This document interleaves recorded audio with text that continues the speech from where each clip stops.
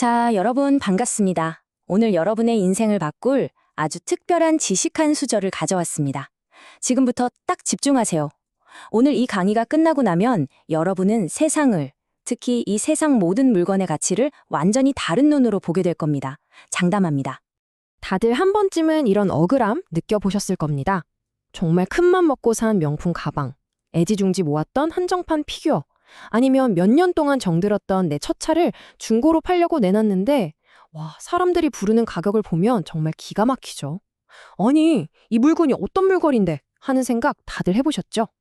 오늘은 바로 이 이상하고도 억울한 감정의 정체를 아주 그냥 속 시원하게 과학적으로 파헤쳐 볼 겁니다. 자, 오늘 우리가 공략할 학습 목표입니다. 첫째, 개념부터 잡고 가는 지식 한 수저.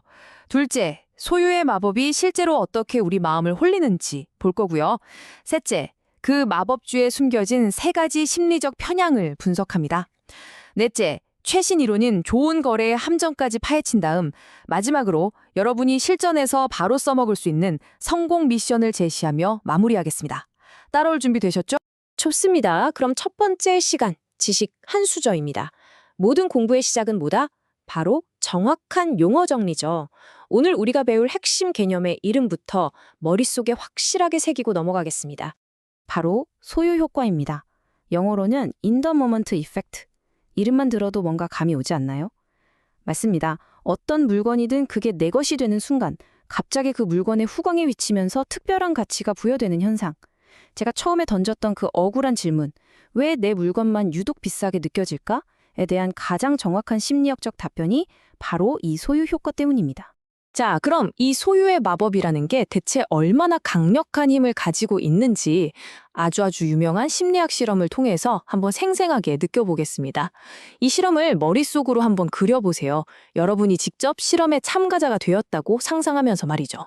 자, 눈앞에 그림을 한번 그려보세요. 여러분이 실험실에 앉아 있는데 제가 아주 예쁜 머그컵을 하나씩 나눠드립니다. 그리고 이렇게 말하죠. 자, 이 머그컵은 이제 여러분 겁니다. 여러분은 컵을 만져보기도 하고 들어보기도 하겠죠? 잠시 뒤 제가 이번엔 고급 초콜릿 바를 들고 와서 묻습니다. 혹시 그 컵, 이 초콜릿이랑 바꾸실 분? 어떻게 됐을까요? 놀라지 마세요. 무려 89%가 아니요, 그냥 컵 가질래요. 라며 교환을 거부했습니다. 자, 그럼 다른 그룹에겐 반대로 해볼까요? 처음부터 초콜릿 바를 줬습니다. 그들은 어땠을까요? 거의 똑같았습니다. 무려 90%가 머그컵과 바꾸지 않고 자신의 초콜릿을 꿋꿋이 지켰습니다. 아니, 이게 대체 무슨 의미일까요? 왜 이런 결과가 나왔을까요? 그 비밀은 바로 세 번째 그룹에 있습니다. 이 그룹에겐 처음부터 아무것도 주지 않고 그냥 물어봤어요. 머그컵이랑 초콜릿 중에 뭐 가질래요? 그랬더니 결과는 거의 정확히 반반으로 나뉘었습니다. 50대 50. 이건 뭘 의미하죠? 맞습니다. 객관적으로 봤을 때 머그컵과 초콜릿의 가치는 거의 비슷했다는 겁니다. 하지만 일단 둘 중 하나가 내 소유가 되는 그 순간 그 물건의 가치가 내 마음속에서 막 폭등해버린 거죠. 단지 소유했다는 그 사실 하나만으로요. 정말 무서운 마법 아닙니까? 에이, 고작 머그컵 가지고 뭘 그러냐고요? 좋습니다. 이건 그냥 에피타이저였을 뿐입니다. 이제 이 소유 효과가 우리 지갑을 어떻게, 얼마나 무섭게 털어가는지 실제 돈이 걸린 사례로 한번 확인해 보시죠. 정신 바짝 차리고 따라오셔야 합니다. 미국 듀크 대학교 농구 결승전. 이건 뭐 그냥 경기가 아닙니다. 거의 전쟁이죠. 티켓은 돈 주고도 못 구해서 학생들이 몇 주씩 텐트 치고 야영을 하면서 추첨권을 기다릴 정도예요. 자, 상상해보세요. 그토록 간절하게 티켓을 원했지만 운 나쁘게 추첨해서 떨어진 학생들. 이 학생들에게 물었습니다. 만약 티켓을 살 수 있다면 얼마까지 낼 의향이 있습니까? 그들이 물은 평균 가격이 약 $170, 우리 돈으로 한 20만 원이 넘는 학생에겐 정말 큰 돈이죠. 그만큼 간절했다는 겁니다. 그런데 말입니다. 똑같은 경기, 똑같은 자리의 티켓인데 단지 운이 좋아서 추첨에 당첨돼서 그 티켓을 소유하게 된 학생들에게 물었습니다. 그 티켓 얼마에 파시겠습니까? 그들이 부른 평균 가격은 여러분 놀라지 마세요. 무려 $2,400였습니다. 우리 돈으로 300만 원이 훌쩍 넘는 돈이에요. 똑같은 가치를 가진 티켓인데 소유하지 못한 사람은 $170, 소유한 사람은 $2,400. 자그마치 14배의 가격 차이가 나버린 겁니다. 여러분 이게 합리적인가요? 아니죠. 단지 무작위 추첨으로 내 것 것이 되었다는 그 사실 하나가 동일한 물건의 가치를 내 마음속에서 14배나 뻥튀기 해버린 겁니다. 아니, 도대체 왜 이런 말도 안 되는 일이 벌어지는 걸까요? 우리 인간이 그렇게 비합리적인 존재인가요? 심리학자들은 이 기이하고 비이성적인 행동 뒤에 우리도 모르게 우리를 조종하는 세 가지의 강력한 심리적 편향이 숨어 있다고 지적합니다. 자, 그 세 가지 범인을 공개합니다. 첫째, 감정적 애착입니다. 여러분이 아끼는 낡은 만년필, 그건 그냥 플라스틱 덩어리가 아니죠. 중요한 계약서에 사인했던 순간, 사랑하는 사람에게 편지를 썼던 기억이 담겨 있잖아요. 둘째, 손실 회피 심리. 이건 정말 중요합니다. 우리는 10,000원을 얻는 기쁨보다 10,000원을 잃는 고통을 거의 2배나 더 크게 느낍니다. 그러니 일단 내 손에 들어온 티켓은 그걸 얻는 기쁨보다 잃는 고통이 훨씬 더 크게 느껴져서 절대 헐값에 팔 수 없는 거죠.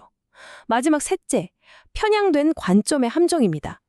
내가 팔려는 중고차는 첫 아이와 함께 병원에서 퇴원했던 추억이 가득한 애마지만 구매자에겐 그냥 주행거리 10만 킬로짜리 중고차일 뿐입니다.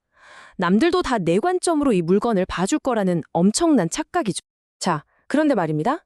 이 설명, 뭔가 좀 석연치 않지 않나요? 우리가 그렇게까지 감정에 휘둘리는 그저 비이성적인 존재이기만 할까요? 어쩌면 이 이야기 뒤에는 더 깊고 더 놀라운 진실이 숨어 있는 건 아닐까요? 최근의 연구는 바로 이 지점에서 아주 흥미로운 반론을 제기하기 시작했습니다. 네 번째 섹션, 좋은 거래의 함정입니다. 이 파트가 오늘 강의의 하이라이트가 될 수 있습니다. 어쩌면 우리는 감정의 노예가 아니라 각자 아주 다른 목표를 가진 지극히 합리적인 전략가일지도 모른다는 이야기입니다. 정말 놀라운 사실인데요. 최근 연구들이 기존의 통념을 완전히 뒤집어 버렸습니다. 판매자와 구매자가 서로 생각이 다른 게 아니라 사실은 물건의 객관적인 가치에 대해서는 거의 똑같이 생각하고 있었다는 겁니다. 아니, 똑같이 생각하는데 왜 가격은 14배나 차이가 나는 걸까요? 이 그래프를 한번 보시죠. 정말 재밌는 실험입니다. 사람들에게 물병을 보여주고 물었어요. 이 물병의 적정한 시장 가격이 얼마라고 생각하세요? 그랬더니 판매자나 구매자나 둘 다 한 5파운드 정도라고 비슷하게 대답했습니다. 가치 평가는 똑같았다는 거죠. 그런데 실제 거래에서는 어땠을까요? 판매자는 적정가에 가까운 4.8파운드를 불렀습니다. 그런데 구매자는 고작 2.5파운드, 거의 반값 후려치기를 시도한 겁니다. 똑같이 5파운드의 가치를 안다고 생각하면서 왜 행동은 이렇게 다르게 하는 걸까요? 핵심은 바로 이겁니다. 소유 효과의 본질은 감정의 문제가 아니라 서로 다른 거래 전략의 충돌이라는 겁니다. 자, 판매자의 전략은 뭘까요? 이 물건의 시장 가치가 5파운드니까 나는 그에 맞는 공정한 가격을 받고 싶다. 이건 지극히 합리적인 생각이죠. 반면 구매자의 전략은 다릅니다. 나는 이 물건이 꼭 필요한 건 아니니까 아주 싸게, 즉 완전 득템이다 싶은 기회가 아니면 굳이 살 필요 없어. 이것 또한 구매자 입장에선 아주 합리적인 전략입니다. 결국 소유 효과는 내 물건은 특별해 라는 비합리적 감정 때문이 아니라 공정한 가격을 원하는 판매자와 엄청난 할인가를 원하는 구매자의 합리적 전략이 부딪히면서 발생하는 가격 차이라는 거죠. 자, 이제 이론 강의는 끝났습니다. 지금까지 배운 이 강력한 지식을 그냥 머릿속에만 넣어두면 아무 소용 없겠죠. 이걸 실전에서 어떻게 써먹을 수 있을지 여러분을 더 현명한 협상가로 만들어줄 마지막 성공 미션을 드리겠습니다. 오늘 강의 최종 정리해보겠습니다. 소유효과를 이해하는 두 가지 렌즈가 있습니다. 전통적 관점은 우리의 감정, 즉 애착과 손실 회피라는 비합리성에 주목했죠. 하지만 더 현대적인 관점은 판매자의 공정가 추구 전략과 구매자의 득템 추구 전략이라는 서로 다른 합리성의 충돌로 설명합니다. 이 두 가지를 모두 이해해야만 비로소 이 게임의 본질을 꿰뚫어보는 진정한 고수가 될 수 있습니다. 자, 여러분의 미션입니다. 잘 들으세요. 만약 여러분이 무언가를 파는 판매자라면 가격표를 붙이기 전에 여러분의 감정을 완전히 지워버리세요. 내 추억, 내 애착, 그 가치는 영원입니다. 영원. 대신 냉정한 감정평가사가 된 것처럼 중고장터냐 시세 사이트를 뒤져서 철저하게 객관적인 시장 가격을 조사하고 그 데이터를 기반으로 가격을 매기십시오. 반대로 여러분이 구매자라면 가게에 들어가서 어머 고객님 너무 잘 어울려요 라는 말에 넘어가기 전에 스스로와 약속을 하세요. 나는 이 물건에 최대 얼마까지만 쓸 것이다. 마음속에 마지노선을 확실하게 그어놓고 협상을 시작하는 겁니다. 소유 효과라는 마법이 작동하기 전에 이성의 방어막을 단단히 치는 거죠. 오늘 우리는 소유 효과라는 보이지 않는 힘의 정체와 그 작동 원리, 그리고 그 함정을 뛰어넘을 구체적인 미션까지 모두 손에 넣었습니다. 이제 선택은 여러분의 몫입니다.